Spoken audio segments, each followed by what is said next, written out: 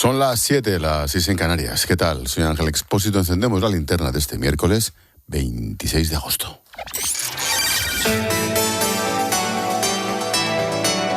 Con Expósito, la última hora en la linterna. COPE, estar informado. Todavía tendremos que esperar otra semana más para que Pedro Sánchez se ponga a trabajar y acuda al Congreso a dar explicaciones sobre Ceuta.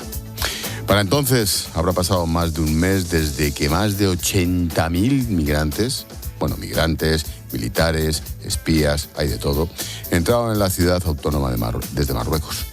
Muchos todavía deambulan por sus calles sin que ni siquiera sepamos exactamente cuántos son. Según mis fuentes, mis cálculos y distintas sumas, más de 16.000. Se dice pronto, ¿eh? El gobierno trata de venderlo como que el presidente comparece a petición propia. Lo cierto es que se lo pedían tanto la oposición como sus propios socios. Insisto, lo hará cuando vuelva de pasar otros días en el mega requete hotelazo de Andorra. Bueno, Sánchez pretendía ir al Congreso más tarde todavía, el día 9, no le vaya a dar algo, pero no le ha quedado más remedio que hacerlo el 3 de septiembre. Veremos. Bueno, hasta entonces, como digo, paseíto por Andorra, algo que le ha reprochado hoy el presidente de Castilla-La Mancha, Emiliano García Paje. No creo que haya nadie en España que piense que haya habido siquiera respuesta. La respuesta ha sido evidentemente insuficiente desde todo punto de vista. Hemos tenido la desgracia, y esto duele especialmente, de que se haya producido el incidente de seguridad al comienzo de las vacaciones. A lo mejor ese mando hubiera estado mucho antes de haber sido al final de las vacaciones. Pues no, porque me temo que la actitud no dependía de las vacaciones, dependía de otra cosa más importante, que es la voluntad. Con Sánchez camino de Andorra, Ángel Víctor Torres, el nuevo hombre fuerte, ha asumido el supuesto mando único. Desde hace un par de horas celebra la primera reunión de coordinación a la que asiste también el alcalde presidente de Ceuta, Juan Jesús Vivas. Sobre la mesa, la polémica por el Real Decreto que plantea utilizar todos los polideportivos municipales para acoger a esos migrantes sueltos.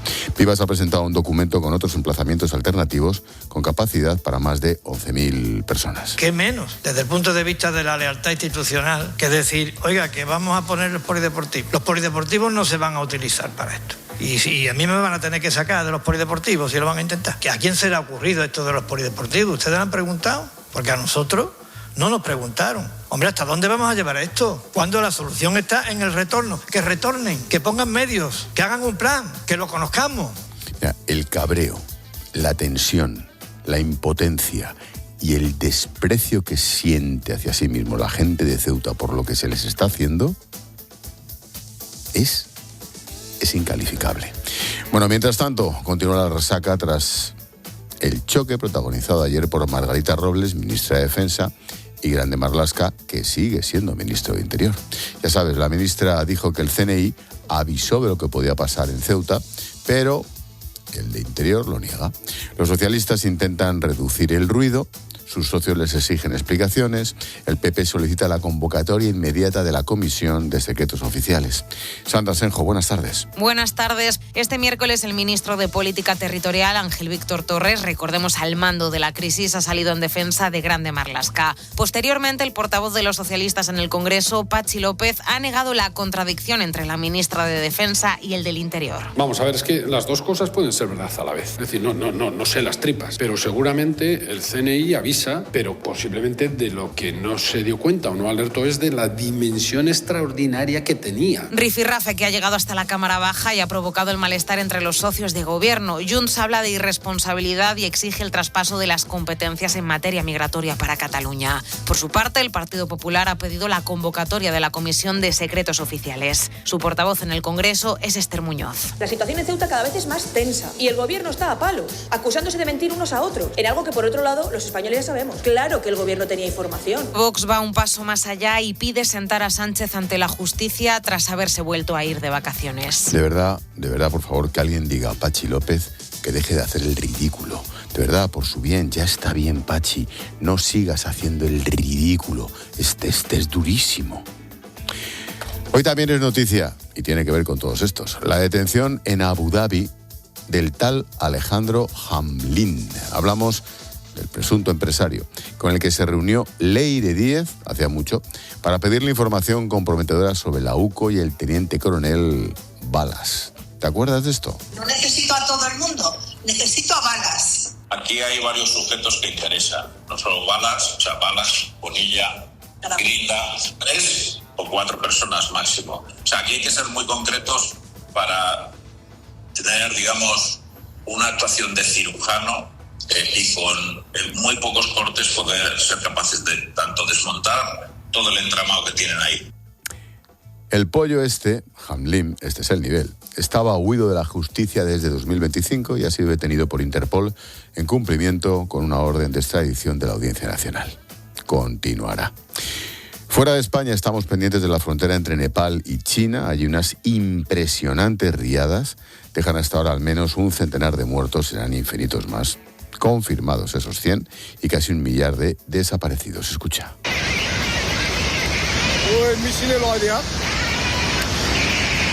Las imágenes son espeluznantes. El agua ha arrasado con todo a su paso, lo que está dificultando el acceso de los equipos de emergencia.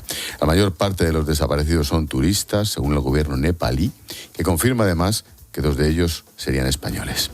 Al parecer, un terremoto ha provocado un deslizamiento de tierras que ha bloqueado el cauce de un río hasta que el agua acumulada desbordó. Más cosas. Atención a la siguiente noticia. Meta, la empresa matriz de Facebook e Instagram, pagará casi 17.000 millones de dólares para evitar el juicio por el impacto de las redes sociales en los menores. Se enfrentaba a un megaproceso federal por ignorar los daños en su salud mental y física y por generar a esos menores la adicción a las redes.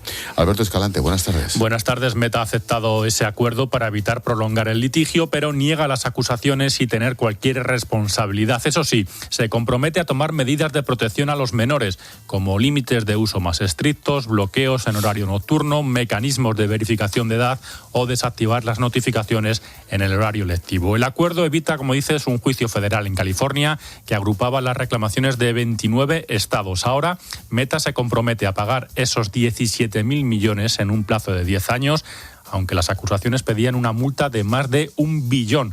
Las acciones de la tecnológica se han disparado en bolsa. De vuelta a casa, la crónica de sucesos viene cargada. En Noain, Navarra, hay 50 heridos, 3 de ellos graves, al explotar varios cohetes entre los vecinos que asistían al chupinazo de las fiestas. En Zaragoza, la policía ha detenido a un hombre por agredir sexualmente a su hija de 2 años y compartir las imágenes a través de Internet. Enrique Pérez. El detenido también utilizaba herramientas de inteligencia artificial para manipular imágenes que obtenía a través de las redes sociales y generar luego contenido relacionado con la explotación sexual de menores, un contenido que él mismo se encargaba de distribuir. En el registro de su domicilio, los agentes intervinieron diversos dispositivos informáticos donde almacenaba abundante material relacionado con la explotación sexual infantil. Este individuo, que también se dedicaba a grabar de forma clandestina a su vecina desde su domicilio, ha sido detenido como presunto responsable de los delitos de agresión sexual, corrupción de menores y un delito contra la intimidad. Tras pasar a disposición judicial en las últimas horas, el juez ha decretado su ingreso en prisión. Y en Cullera, Valencia, se investiga la muerte de un matrimonio irlandés. Fueron sus hijos, menores de edad, quienes encontraban los cuerpos en el jacuzzi del apartamento en el que se alojaban los padres. No presentan signos de violencia. Todo apunta a un accidente doméstico. Santi Pacheco, buenas tardes. Buenas tardes. Pues se trata de un caso muy complejo en el que el grupo de homicidios de la Guardia Civil trata de escudriñar qué pudo pasar. Descartado ya el asalto o la agresión por parte de alguien ajeno al domicilio, todo empieza a apuntar a que podríamos estar ante un accidente fatal dentro del jacuzzi de la vivienda. El hallazgo de los cadáveres de este matrimonio irlandés, 50 y 45 años, se produjo por la tarde. Los encontraron sus 2 hijos adolescentes de 14 y 16 que además precisan de algún tipo de atención especial ya con anterioridad a ese shock que supone encontrarse a los padres fallecidos. En algún momento de la investigación efectivamente se ha apuntado a las drogas por unos pinchazos hallados en los cadáveres, pero esa teoría va perdiendo fuerza y gana terreno lo del accidente doméstico. Está previsto que en breve se conozcan los resultados de la autopsia, que será la que finalmente determine exactamente la causa del fallecimiento. Entre tanto, varios familiares llegados de urgencia desde Irlanda se han hecho cargo de los 2 menores a los que se les estaba prestando atención psicológica.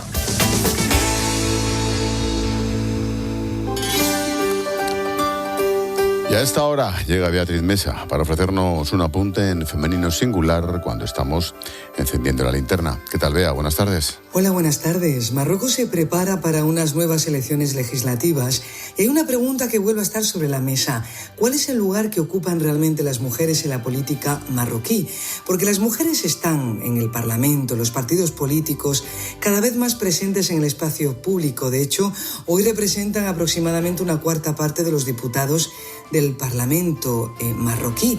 Pero una cosa es estar y otra cosa es tener poder, y es que sigue habiendo muchas dificultades para acceder a los puestos de responsabilidad o para competir en igualdad de condiciones con los hombres, o simplemente la posibilidad de ejercer poder, capacidad de decisión. Las organizaciones también de mujeres denuncian la violencia política en las redes sociales en tiempos de campaña. Y es que varias candidatas han sufrido durante las últimas semanas insultos, ataques personales y campañas contra su reputación y su vida privada. En fin, que la igualdad no consiste solamente en ocupar un escaño, consiste también en poder decidir desde él y con libertad. Somos Hijolusa te ofrece los deportes y el trabajo a pie de campo que se disfruta en la mesa. Deportes en la linterna. COPE. Estar informado. Deportes en la linterna, Andrés Sánchez, buenas tardes. Buenas tardes, Ángel, ¿qué tal? Oye, explícame eso del Madrid. Juega el segundo partido de Liga, pero es el partido de la primera jornada. Ningún sentido, o sea, hoy juega contra la Real Sociedad, su segundo partido que juega de la Liga, pero es el primero, el que corresponde a la primera jornada. No tiene ningún sentido este inicio de Liga. Es el retorno del hijo pródigo del madridismo, José Mourinho, vuelve a la que fue su casa 3 años, vuelve 4.834 días después. Lo hace con toda la plantilla al completo, menos con Aurelian Tchouameni, que está fuera por unas molestias. Informa Víctor Navarro, a través del Barça, que tras las palabras de Laporta sobre un acto de exaltación de la estelada de mañana, el Barça ha explicado que no es un acto organizado por el club alrededor de la estelada. La Asamblea Nacional de Cataluña repartirá 10.000 esteladas alrededor del estadio. Òmnium Cultural también ha llamado a llenar el Camp Nou de esteladas, también las peñas del Barça y socios además de la grada de animación y sus grupos. Es un movimiento que dicen ocurrirá mañana en el estadio, pero no promovido por el club, y por eso no quieren hacer coincidir el homenaje de los campeones del mundo con ese momento. Y por último, en la Vuelta a España, el británico Matthew Brennan se ha consolidado como el ganador de esta etapa en su segunda victoria en la Vuelta, al imponerse con autoridad en el sprint masivo de Roquetes. Tras el dominio de la montaña de Tadej Pogačar, la quinta jornada dio tregua a los favoritos, permitiendo al esloveno mantener sin sobresaltos el maillot rojo de líder. Venga, gracias. Nada. Hasta luego. Chao. Expósito. La linterna. COPE. Estar informado. Me preocupa la salud de mi familia. Aunque lo que de verdad me preocupa es que mis vecinos de al lado estén más sanos que nosotros. Es que verles tan sonrosaditos me pone mala. Por eso tengo mi seguro de salud con Becerro y Acebes. Porque además de cuidar de los míos, se aseguran de que ellos estén cada día peor. No sé muy bien cómo lo hacen, pero mira, ahí se les oye toser. La publicidad no necesita llegar a esto para ser eficaz. Basta con que salga en la radio, porque la publicidad en radio se valora como más creíble y cercana. Por eso es más eficaz para tu marca. Hazte inolvidable. Anúnciate en radio. ¿Has perdido pelo y pospones la decisión? Confía en Insparia gracias a su exclusivo trasplante con tecnología Bot Hair Ultra Plus. Permite extraer más unidades foliculares y la recuperación es más rápida. Resultados muy naturales y duraderos con todas las garantías médicas. Recupera tu pelo en Insparia. Escuchas La Linterna. Y recuerda, la mejor experiencia y el mejor sonido solo los encuentras en cope.es y en la aplicación móvil. Descárgatela. ¿Te gustaría sentirte ligero? Pero ligero de verdad. Con Fluchos es posible. Fluchos presenta su nueva colección de primavera-verano con materiales de primera calidad, tecnología de pisada y un confort que te hace sentir ligero de verdad. Fluchos, comodidad absoluta. A la venta en las mejores tiendas. La vista es el sentido más desarrollado. Si notas que empiezas a perderla, ojo con los equipos electrónicos. Procura quitar la mirada de la pantalla de vez en cuando y utiliza Visión Plus. La acción de la luteína, la astaxantina, la vitamina A y el zinc te ayudarán a mantener la visión en condiciones normales. Visión Plus. Mundo Natural. Consulta a tu farmacéutico dietista y en parafarmaciamundonatural.es. Tiri, tiri, tiri. Perdona que interrumpa toda la actualidad en COPE, pero es que tu salud no espera. Por eso el seguro de salud de Línea Directa te da acceso directo a los mejores médicos y hospitales con menos esperas. Directamente. Seguro de salud de Línea Directa, desde 19,90 € al mes y sin copagos. Llama al 917-700-700 o entra en lineadirecta.com. Es hora de contar verdades en la radio. Y tú puedes contarlas con nosotros. Con Carlos Herrera, Jorge Bustos o Juanma Castaño. Antes, una noticia importante. Gracias al máster universitario en Radio COPE de la Universidad CEU San Pablo y Fundación COPE. Con 2 años de formación y prácticas remuneradas durante el segundo año. Máster universitario en Radio COPE. Infórmate en fundacioncope.com y en el 91 828 39 30.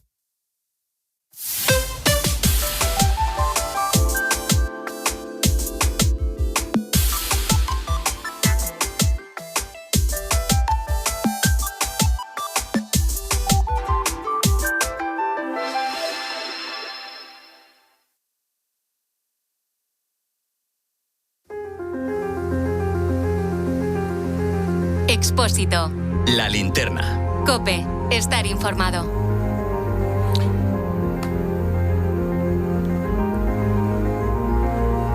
Volvemos a Ceuta, donde hemos vivido literalmente estos últimos días. Allí continúa nuestro compañero Gonzalo Zavalla. ¿Qué tal, Gonzalo? Buenas tardes. ¿Qué tal, Ángel? Buenas tardes. Oye, qué ruido que suena alrededor. Pues mira, es que se está produciendo, está justo ahora mismo empezando, porque la gente acaba de empezar a caminar. Se está produciendo la misma manifestación que vivimos ayer en directo en La Linterna. Es una manifestación que va a recorrer desde el puerto deportivo, donde me encuentro ahora mismo, hasta la puerta de delegación del gobierno. En un primer momento a mí me ha llamado la atención porque estos son manifestaciones que surgen de forma espontánea. He empezado a escuchar muchas sirenas de policías por la calle, me he asomado a la ventana del sitio en el que estaba alojado, he visto que había gente con banderas de España caminando y entonces, claro, al salir hemos visto muchísima presencia policial. Realmente la imagen es un poco parecida a la que vivimos ayer, con esa diferencia. Ahora hay muchísima presencia policial, veo varios furgones de la Policía Nacional, veo militares desplegados, a los 2 lados de la manifestación hay policías nacionales caminando. Es verdad que, por ejemplo, son miembros de la UIP, pero ninguno tiene el casco puesto, por supuesto. Es una marcha pacífica, veo niños, veo familias, veo personas mayores ahora mismo. Es una imagen muy parecida a la de ayer, ya te digo, muchísima bandera de España y ahora mismo esta manifestación empieza a andar. Entendemos que hacia delegación del gobierno. Pues luego me amplías. Ayer me contaban como curiosidad que Ángel Víctor Torres, el supuesto mando para nada de toda esta historia del gobierno, llegó a Ceuta casi a la vez que empezaba la manifestación y se tiró cerca de 1 hora en el helipuerto sin salir por si acaso se cruzaba con los manifestantes. De buena fuente. Digo, Gonzalo, que sobrevuela todo esto, más allá del drama general, de la tragedia y del desastre, el asunto de los menores. Hemos visto muchos por la calle, hemos visto muchos en esos sitios. Han entrado miles permanecen. La entrada sigue siendo irregular, faltaría más, pero claro, España no puede expulsarlos ni devolverlos, hay que protegerlos por ley. En ese momento la ley deja de mirar al extranjero y ese extranjero pasa a ser menor. ¿Qué ocurre? Gonzalo, cuéntame. Bueno, pues es que esa distinción que acabas de hacer es bastante importante porque desmonta 2 afirmaciones que solemos escuchar con bastante frecuencia, y es que ni todos los menores llegan solos, tienen derecho automático a quedarse en España, ni pueden ser devueltos automáticamente por el mismo lugar por el que entraron. La ley exige estudiar cada caso, tomar una decisión, la que mejor proteja a ese niño. Es lo que jurídicamente, lo hemos escuchado mucho, lo que se denomina interés superior del menor. Pero claro, es que eso no es tan fácil. No es tan fácil. Oye, empezando, vamos a intentar hacer un proceso concreto. Un menor cruza solo la frontera, claramente es un niño, una niña, lo localiza la Guardia Civil, la policía, ¿y qué pasa? Lo primero es atenderlo. Si necesita asistencia médica, comida, ropa, un lugar seguro, eso no puede esperar a que aparezca ningún pasaporte. Al final, no es por una cuestión de humanidad, que también, sino que es algo que marca la ley española.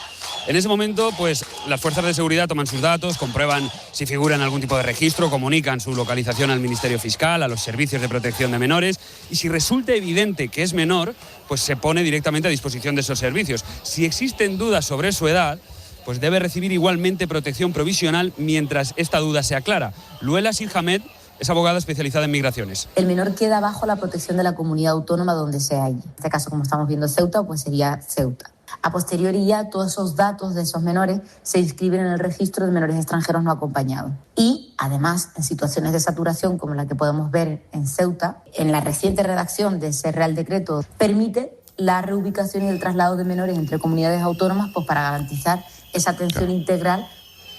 Primer problema. Cuando te llega una niña o un crío de 10 años, está claro. Pero cuando te llega una chica de 17 o un tío de 17, también es menor. El aspecto físico no vale. Claro, no existe una máquina que introduzca al chico por un lado y saque por el otro una fecha de nacimiento exacta. Primero, se estudian los documentos que pueda aportar, normalmente son pocos o ninguno, y si sigue existiendo una duda, pues se le pueden practicar pruebas médicas, pero esas pruebas es verdad que ofrecen estimaciones, Ángel, no son un cumpleaños exacto. Y ojo con esto es importante, si el resultado establece cualquier tipo de horquilla, por ejemplo, entre 17 y 19 años, pues el reglamento ordena considerarlo menor. Caramba. No olvidemos que este proceso es muy largo, hay mucha burocracia, juzgados, esto se puede eternizar, pero imaginemos que se comprueba que es menor, que viene de Marruecos, que entró hace un mes, ¿se le puede devolver? Pues puedes acordar su regreso, pero no puedes cogerlo, llevarlo hasta la frontera y entregarlo sin más. O sea, España tendría que investigar sus circunstancias familiares, localizar a sus padres, comprobar si realmente puede hacerse cargo de él esa familia, evaluar si el riesgo es seguro. Y si no hay una familia adecuada, hay que comprobar si los servicios de protección del país de origen aceptan al menor y pueden atenderlo. Lo complicado es materializar esto en la práctica. Y es que conseguir este informe, esta audiencia del menor, los informes preceptivos y las garantías de seguridad de que no se va a poner en riesgo a ese menor es lo complicado, ¿no? ¿Qué ocurre con ellos? Estamos hablando ya de que se quedarían bajo la tutela de la comunidad autónoma donde se halle menor extranjero no acompañado. O sea que no basta con decir, bueno, como es marroquí, pues que vuelva a Marruecos. Y además, en todo esto necesitas de la colaboración del segundo país. Claro. Y normalmente Marruecos no destaca por ser un país muy colaborativo. Y a posteriori, que pues ahí está. Ahí tiene la obligación la comunidad autónoma de hacer una acogida integral, porque la ley así lo contempla, en cuanto a su formación, a su alimentación, a su ropa, a todos los elementos esenciales para integrar a ese menor conforme a la normativa extranjera en la sociedad española. Pongamos un caso concreto. Un chaval marroquí de 15 años cruza solo, pero, oh sorpresa, Marruecos localiza a los padres que viven, claro, en Marruecos. Dicen que sí, que lo quieren recuperar. ¿Se les puede entregar así? No es tan fácil como entregar. Se puede decidir la reagrupación, pero antes hay que comprobar que son realmente sus padres, estudiar la situación de esa familia, descartar que el regreso pueda exponerlo a una situación de abandono. Es muy complicado que el menor obtenga residencia, que cumpla con todos los requisitos, que además consiga renovarla, que tenga solvencia económica y que cuente con una vivienda y que cumpla todos los requisitos para poder reagrupar a sus familiares. Pero es que aún haciéndolo, aún cumpliendo todos estos requisitos, y que lo vemos con otros ciudadanos mayores de edad, adultos, que lo hacen, luego vemos muchísimas denegaciones de visado de esas reagrupaciones familiares. Ceuta, 2021, aquella invasión de 10.000 chavales que yo viví en directo. También se dijo que los menores regresaban con familias, pero los tribunales condenaron y declararon ilegales las devoluciones. ¿Qué pasó? Claro, porque el problema no fue que la repatriación estuviese prohibida, el problema fue cómo se hizo. Se devolvió a un grupo de menores sin abrir para cada uno el procedimiento individual que exige la ley.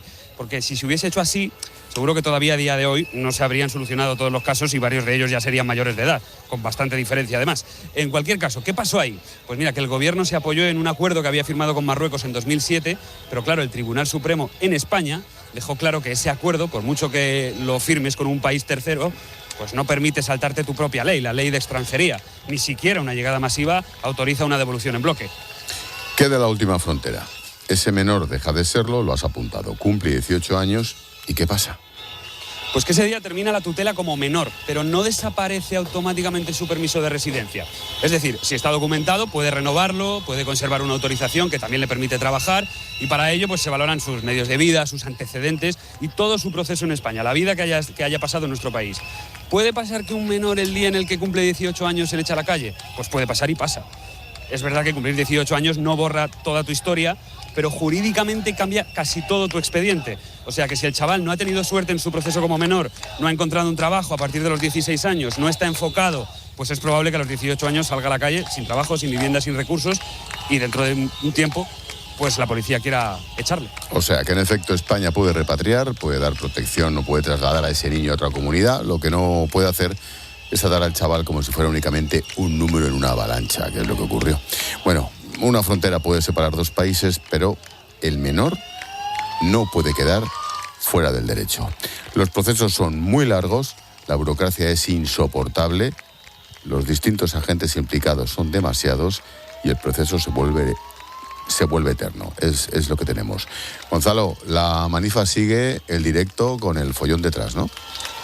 Correcto, de momento ya te digo, todo en normalidad. De hecho, pues lo estás escuchando. La gente jalea a la policía, la policía le contesta activando las sirenas, muchísimas banderas de España. Ahora mismo estamos a la altura del puerto deportivo. En breve vamos a empezar a encarar una calle peatonal, que es la que nos lleva precisamente toda la calle comercial, y llegaríamos hasta delegación del gobierno. Bueno, pues luego más tarde me cuentas en directo minuto y resultado. Gracias, Gonzalo. Un abrazo. Hasta luego, amigo.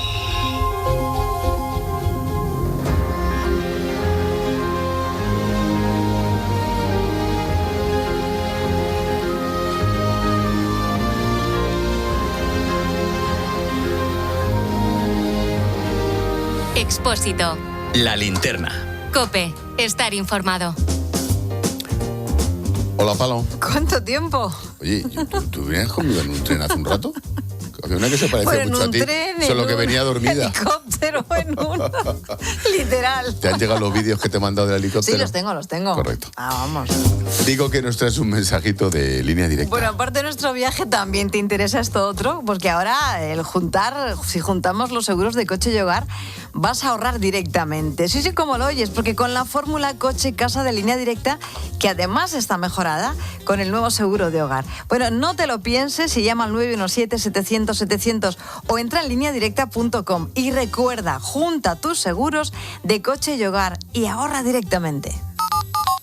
Estás escuchando La Linterna de COPE. Y recuerda que si entras en cope.es, también puedes llevar en tu móvil las mejores historias y el mejor análisis con Ángel Expósito.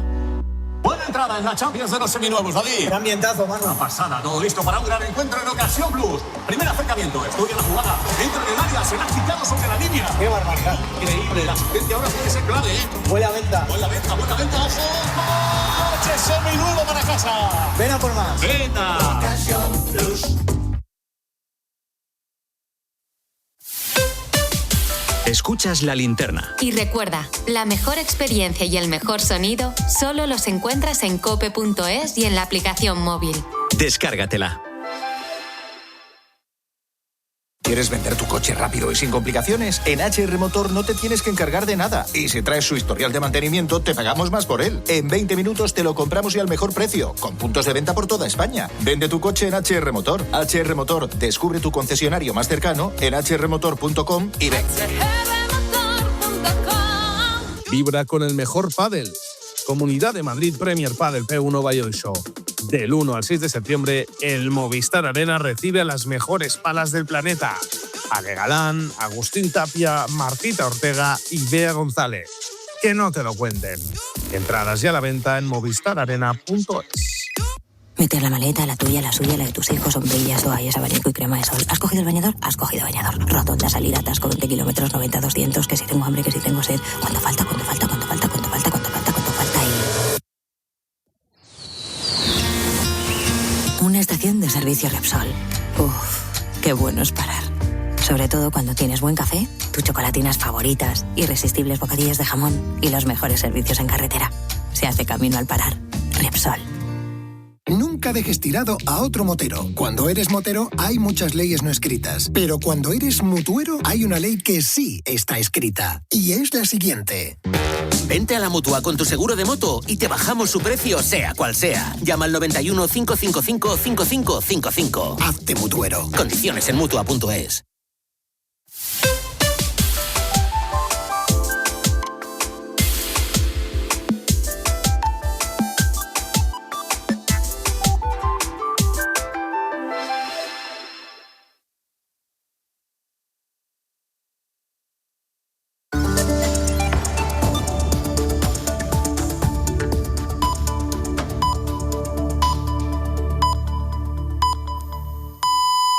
Siete y media, 6:30 en Canarias. Expósito. La linterna. COPE. Estar informado. Llevamos 30 minutos contando la actualidad de este miércoles, que te resumo en varias claves. Primera, una veintena de medios aéreos y terrestres luchan contra un incendio declarado en Salas de Bureba, en la provincia de Burgos. Estamos pendientes también de otro incendio activo en la Sierra de Cebollera, en La Rioja. En Zaragoza ha quedado estabilizado el que se originó esta mañana en Villafranca de Ebro. En la provincia de Málaga ya está extinguido el que comenzó ayer en Nerja. Segunda clave. Mueren las 2 mujeres que estaban en estado crítico después de que les cayera encima un muro por culpa del temporal en Roda de Bará, Tarragona. Se trata de una mujer y su hija de 18 años que se encontraban vendiendo en un mercado de artesanía cerca del puerto deportivo. Tercera, Rusia confirma que el director de la CIA, John Ratcliffe, se reunió ayer con los servicios de inteligencia en el Kremlin. El portavoz de Putin dice que el presidente no le recibió, pero fue informado del contenido de las conversaciones. El último director de la CIA que estuvo en Moscú fue William Burns en 2021, cuando intentó convencer a Putin de que no invadiera Ucrania. Con escaso éxito, por cierto. La clave económica del día nos la trae Iván Alonso. ¿Qué tal, Iván? Buenas tardes. ¿Qué tal, Ángel? Buenas tardes. Parece que el mercado de la compraventa se ha venido enfriando durante este año. Lo mismo pasaba con la cifra de hipotecas hasta que llegó el mes de junio. Y es que durante ese mes se dispararon un 10% el número de préstamos concedidos para comprar una casa, hasta los casi 46.000. Y es el mejor dato en un mes de junio desde el año 2010, justo antes de que estallara la burbuja inmobiliaria en nuestro país. Esta cifra, además, rompe con una tendencia clara, la de 5 meses de caídas consecutivas. Si comparamos las operaciones con el mes de mayo, vemos como ese incremento es de casi un 9%. La cuantía media de un préstamo hipotecario se situó en junio en los 178.000 euros. Estas cifras que chocan además con la dificultad en muchos casos al acceso de estas hipotecas, porque los créditos tienen cada vez un coste mayor, y es que el Euribor, el tipo medio, ya roza el 3%, y eso se traduce en intereses, en cuotas más elevadas, lo que puede dejar fuera del mercado a muchos compradores. Gracias, Iván. A las 9:30 en clase de Economía vamos a analizar la nueva ley de lobbies que ayer aprobó el Consejo de Ministros.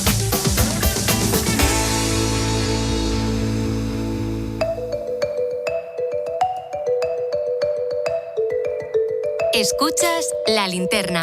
Con Expósito. COPE. Estar informado.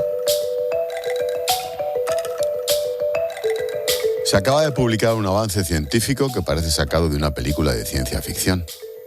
Un equipo de investigadores de la Universidad de Harvard han conseguido mantener vivos, en un laboratorio, unos organoides cerebrales humanos.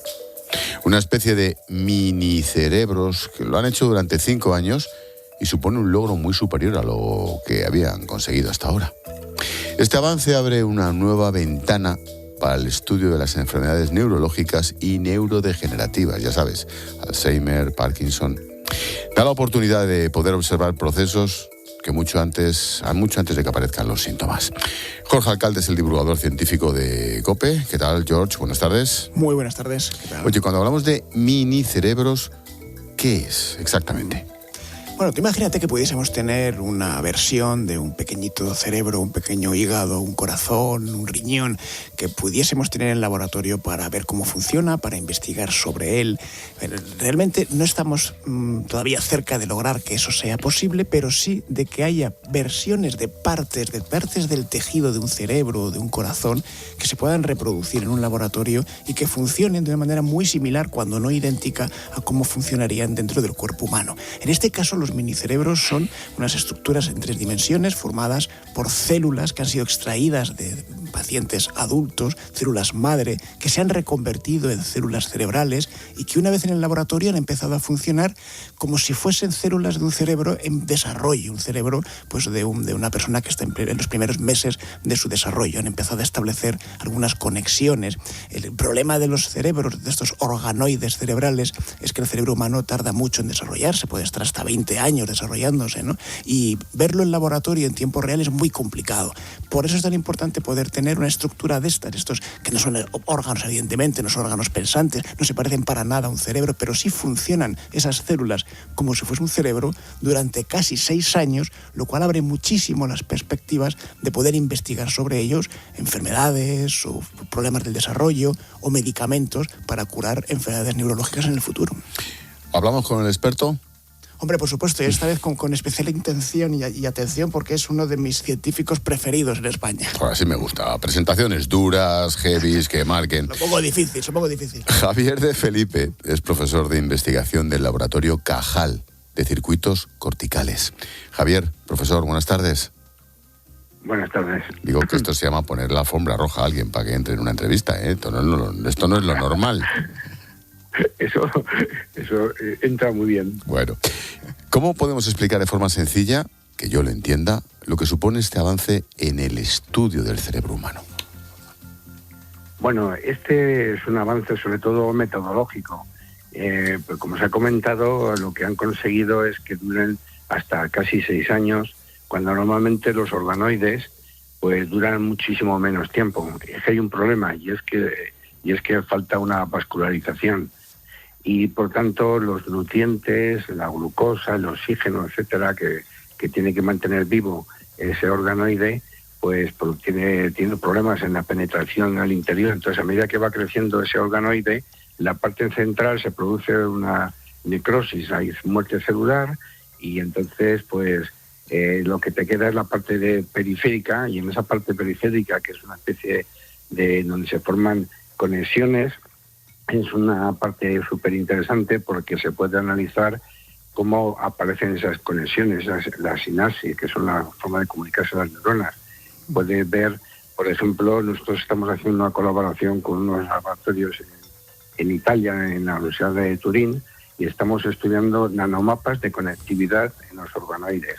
La idea es que una vez que has creado ese pequeño órgano, bueno, no es un órgano, es un modelo tridimensional de las conexiones del cerebro, que por ejemplo cuando puedes estudiar en zonas concretas del cerebro cómo se ha ido desarrollando y poderlo luego aplicar en casos de pacientes con la enfermedad de Alzheimer o otro tipo de alteraciones, ¿no? Entonces es una herramienta más para estudiar el cerebro humano, pero estamos muy lejos de que sea un mini cerebro. O sea, realmente no se debería decir mini cerebro porque está muy lejos de ser un mini cerebro, ¿no? Es una posiblemente nunca se pueda llegar a conseguir, ¿verdad? Lo que sí es verdad, profesor, es que este avance, por lo que supone de estar ese tiempo desarrollándose y que se puede permitir el estudio sobre él, abre la posibilidad, usted lo ha avanzado, de intervenir en ese modelo, ese organoide, para ver cómo funciona el desarrollo de unas neuronas que no funcionan bien, o que incluso para aplicar fármacos experimentalmente y saber si pudiesen funcionar en el ser humano, ¿no? Claro, es que el problema que hay con el estudio del cerebro humano es que por razón obvia no se puede manipular en las personas habituales, ¿no? Como si dijéramos, en vez de un organoide, sí que puedes hacer tipo de manipulaciones, porque no es realmente un cerebro humano, es un modelo dimensional del cerebro humano, ¿no? Y ahí lo puedes manipular y puedes hacer muchísimos experimentos que de otra forma sería imposible hacerlo en un cerebro humano. Y por eso es muy importante el poder desarrollar estas tecnologías que duren más tiempo para poder estudiar distintos aspectos del desarrollo humano, de cómo se altera, por ejemplo, si tenemos si ese organoide se ha formado a partir de unas células madre que pertenecían a un paciente con autismo o con una variante genética asociada a la epilepsia o una enfermedad neurodegenerativa, se puede analizar aspectos que de otra forma serían imposibles de hacer en un cerebro humano durante el desarrollo de una enfermedad humana. Es decir, se puede hacer experimentos, desarrollar hipótesis de trabajo, teorías, y es apasionante. Nosotros en el estudio que hemos publicado recientemente, que en esta colaboración estamos aplicando técnicas de microscopía electrónica de volumen, se llama, porque es reconstrucción tridimensional. Y estamos viendo cómo se forman las conexiones sinápticas, si hay diferencias entre una sinapsis de un cerebro normal o control con respecto a otro que era procedente de unas células de un paciente con Alzheimer, etcétera. O sea, es un mundo maravilloso que se está desarrollando, y que este trabajo que ha aparecido en Nature es simplemente es un gran avance tecnológico. 5 años de un cultivo de un cerebro, o sea, de un organoide, pues permite estudiar muchos aspectos del desarrollo humano. Qué bueno. Yo nunca olvidaré un reportaje que hice y una visita con la Fundación Reina Sofía, ese banco de cerebros, ese nivel de estudio, me parece casi ciencia ficción, pero no, resulta que es real. En concreto, profesor, ha mencionado, y yo lo hice en la introducción, creo, el Alzheimer. ¿Qué enfermedades se pueden estudiar mejor gracias a este avance? Bueno, cualquier método, o sea, para estudiar cualquier enfermedad humana hay distintos métodos, distintas tecnologías, y los organoides es una herramienta más que utilizamos los investigadores para estudiar distintos aspectos de la enfermedad. Depende de cuál es la pregunta científica, pues utilizas un modelo u otro. La ventaja de este desarrollo tecnológico es que ahora tener 5 años un organoide que tiene 5 años, se pueden estudiar mucho más aspectos que cuando tenías organoides que solamente tenían 6 meses, como es el caso que estamos utilizando nosotros. Entonces, este tipo de organoides pues se pueden crear con cualquier tipo de enfermedad de un paciente de una forma personalizada. Cualquier paciente que tenga una enfermedad en concreto, pues se pueden formar esos organoides y aplicar posibles hipótesis para tratar de explicar los mecanismos que han producido esa enfermedad. Es decir, que todo tiene... lo que estamos buscando los científicos es, ante la enorme complejidad del cerebro humano y las dificultades que tiene el conseguir el material adecuado para estudiarlo, pues estas nuevas metodologías abren nuevas puertas. Entonces, por eso somos muy entusiastas con este tipo de avances, ¿no? Porque abren nuevas puertas. Sí, es verdad, profesor, pero también es verdad que cuando se abren nuevas puertas también quizá puedan aparecer nuevas amenazas. Yo no sé si es demasiado aventurado pensar en ciencia ficción la posibilidad de desarrollar estos organoides hasta el extremo de que se conviertan casi en órganos, en cerebros de verdad pensantes en un laboratorio. Sí, eso es la verdad que eso es uno de los temas de ética y de las discusiones que se va teniendo. O sea, todavía estamos lejos, pero la verdad que lo que antes parecía ficción, ¿no? Hace unos años, ahora es realidad, ¿no? Entonces, estamos lejos porque hay muchas dificultades técnicas, como yo he dicho, la falta de vascularización, que el interior de los organoides, las células se mueren, ¿no? Pero si se consigue que la vascularización vaya avanzando y que se vaya consiguiendo que eso se vaya manteniendo más tiempo, pues estos organoides se autoorganizan. Entonces se forman conexiones, se forman estructuras distintas, y es una cosa muy apasionante, muy maravillosa. Al mismo tiempo también a veces te puede pensar en un poco de dar un poco de miedo, ¿no? Pero estamos lejos de eso, pero vamos, sí, es así. Bueno, pues poquito a poco y con esas explicaciones tan claras también lo vamos aprendiendo. Javier de Felipe, profesor de investigación del Laboratorio Cajal de Circuitos Corticales. Gracias por la clase, Javier. Muchas gracias a vosotros. Adiós, adiós.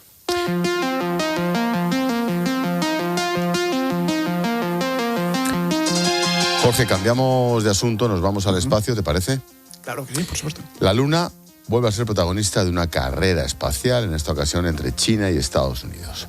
Los chinos han aplazado el lanzamiento de una misión lunar por no tener, dicen, las condiciones de seguridad necesarias. Tenían como objetivo llegar a una de las zonas de mayor valor de la Luna, su polo sur, donde, dicen, hay presencia de agua helada. Este aplazamiento puede dar la oportunidad a Estados Unidos de tomar una ligera ventaja, volver a la iniciativa, en esta carrera por conquistar ese punto de nuestro satélite, el sur de la Luna. ¿Por qué es tan importante ese polo sur? Bueno, tú lo has comentado, ¿no? Se dice, no sé, se sabe con certeza que hay grandes cantidades de agua helada, depositada en cráteres a los que nunca llega la luz del sol. Las temperaturas son siempre bajísimas, bajo cero, y por lo tanto está ahí permanentemente sin riesgo de que desaparezca. El agua helada depositada en esas partes, esos cráteres del polo sur de la Luna, puede ser evidentemente una fuente de oxígeno para futuras misiones, para poder establecer allí una colonia humana en el futuro que requiera cantidades de oxígeno, y de hidrógeno. El agua H2O es oxígeno e hidrógeno, y el hidrógeno puede utilizarse como combustible para vehículos, aterrizadores, para naves espaciales. En definitiva, tener grandes cantidades de agua en el polo sur de la Luna lo convierte en un sitio ideal para aterrizar en el futuro, y es lo que se pretendía hacer con esta misión no tripulada Chang'e 7 de China, que ha sido pospuesta. Tenía que haber salido este fin de semana y no va a salir todavía al espacio. No son precisamente los más abiertos o transparentes, pero se sabe qué ha pasado a la misión china, por qué se ha suspendido.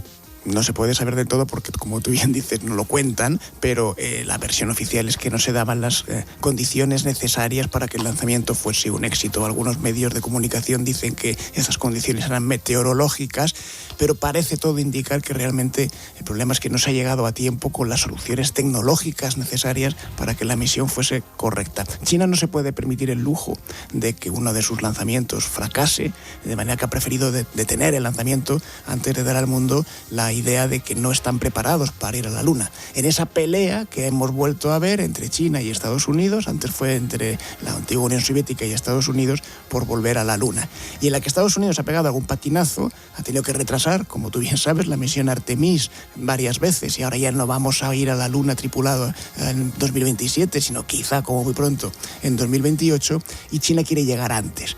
En esa batalla, pues al final quien gana es la tecnología, porque se está desarrollando una tecnología cada vez más poderosa para que sea China, o sea Estados Unidos, o sea cualquier otra agencia espacial del mundo, puedan pronto explotar esos recursos de agua que hay en el polo sur de la Luna.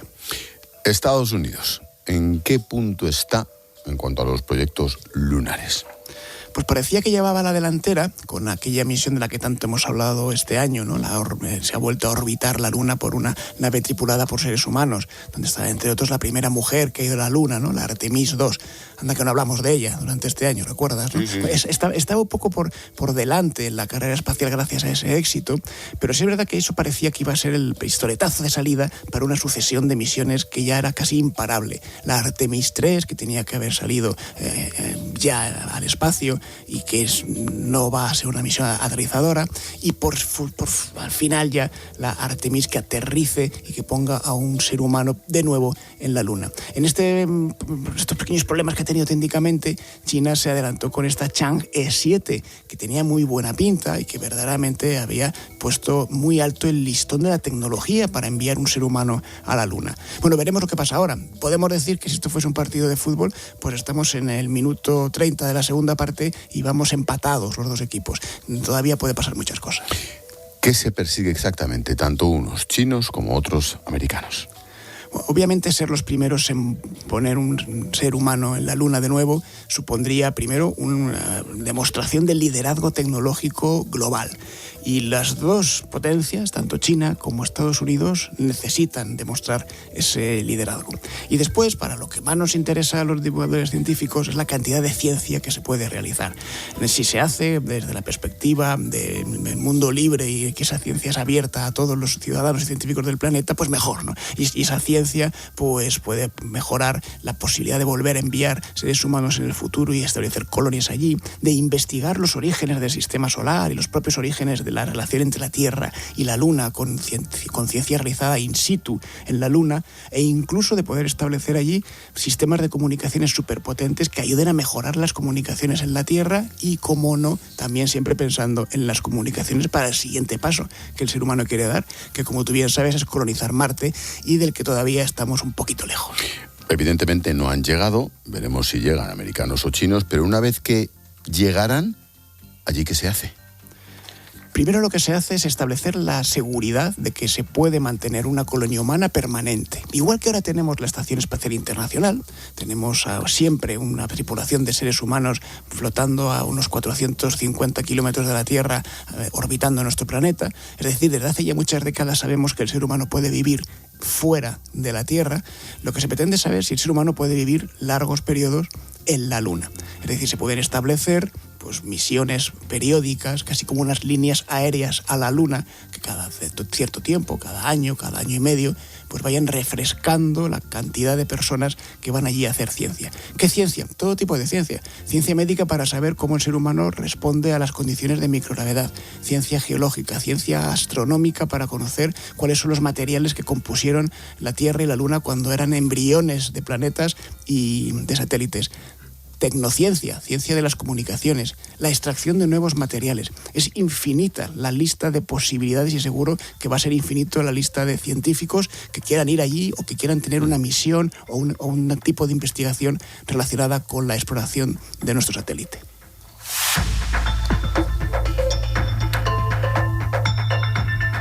Me quedan 5 minutillos, Jorge, a ver si nos cabe un tema más que mezcla plástico y comida. ¡Qué asco!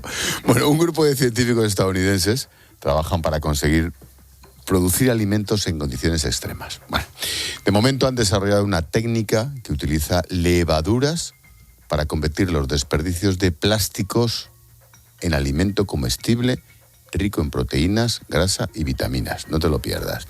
El resultado sería una especie de galleta segura para el consumo, pero todavía no han recibido la autorización para realizar pruebas de sabor. O sea, que todavía nadie se lo metió en la boca. ¿Cómo es esta mierda, Jorge? Nadie se ha atrevido a probarlo, ni siquiera los que lo han fabricado, aunque dicen que el aroma que desprende es parecido al de una galleta que hubiésemos horneado en nuestras casas.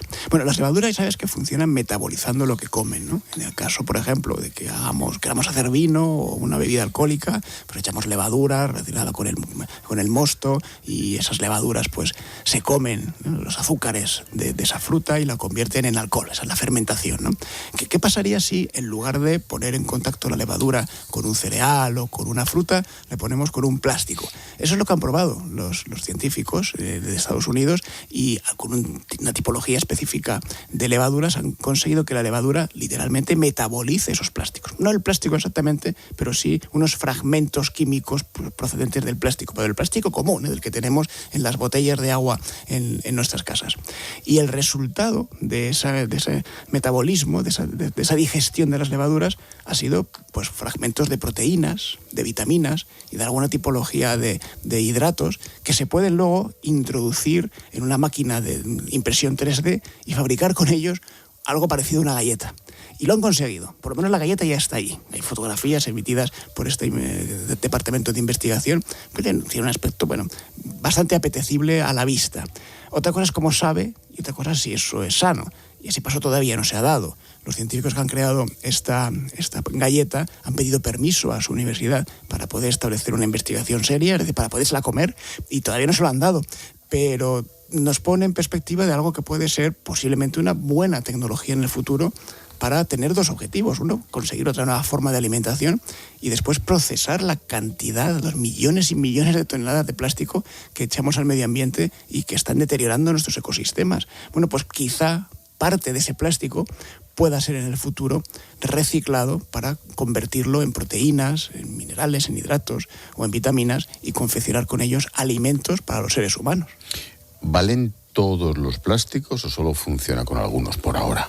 En principio solamente valen los plásticos que conocemos como PET. Lo hemos visto muchos en las botellas o en los envases que utilizamos habitualmente en nuestra casa. Vemos que tienen una PET.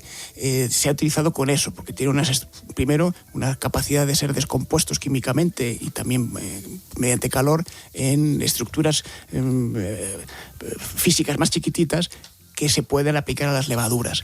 Pero en el futuro quizás se pueda utilizar no solamente con los plásticos.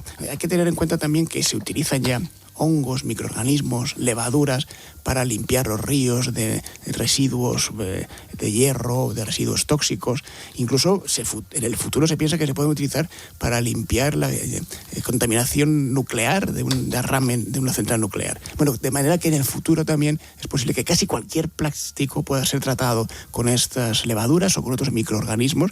Otra cosa es que de ellos se derive una sustancia que luego los podamos comer.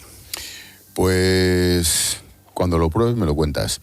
Ciencia en la linterna. Yo estoy dispuesto. Si tú me lo mandas, voy ahora corriendo y me como. Por eso lo hago.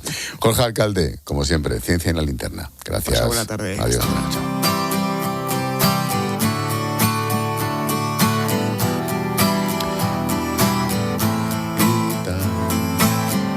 Nos damos un paseíto por las redes. Pedro Sánchez comparecerá en el Congreso por Ceuta el 3 de septiembre.